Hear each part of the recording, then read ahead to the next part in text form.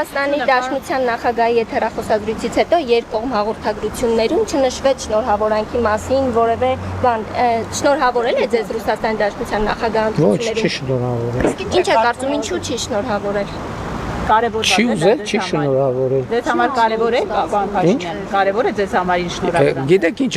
եթե այդտեղ հարցկային կում հետ էր խոսում։ Ձեզ այդ զրույցը ասում եք ձեզ շնորհավորել եք թե չէ։ Չի շնորհավորել, բայց ինքը ում հետ էր խոսում։ Հանդիպում հնարավոր։ Հնարավոր է, հնարավոր։ Պարոն Փաշինյան, կաթողիկոսին հրավեր կարգեք ազգային ժողովի անջանիկ։ Համենայն դեպս մենք քննարկումներ, շփումներ անպայման կունենանք։ Ասել եք հուլիսի երկրորդ կեսին գնալու եք Ռուսաստան։ Գնացի։ Մեջ է եւ Գնացել եմ։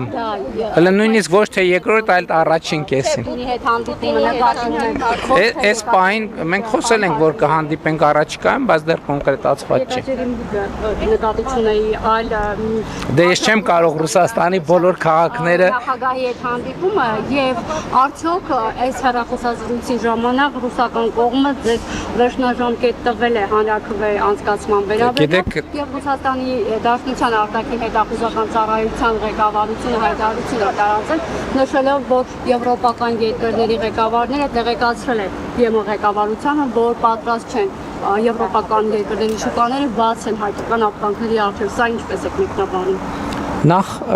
վերջնաժամկետների հետ կապված խոսույթը ընդհանրապես անընդունելի է։ Մեր ինքնիշխան իրավունքների հետ կապված մենք ինքներս ենք որոշումներ կայացնում եւ այդ առումով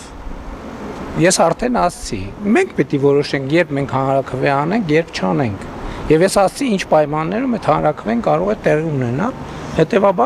Հետևաբար այդ մասով խոսակցությունը տեղին չէ, ինչ վերաբերվում է Եվրամիության հետ մեր հարաբերություններում, այդտեղ մեր ինֆորմացիայի աղբյուրը եվրոպական երկրների հետ մեր շփումներն են եւ ոչ թե երրորդ երկրների հետախուզական ծառայությունները։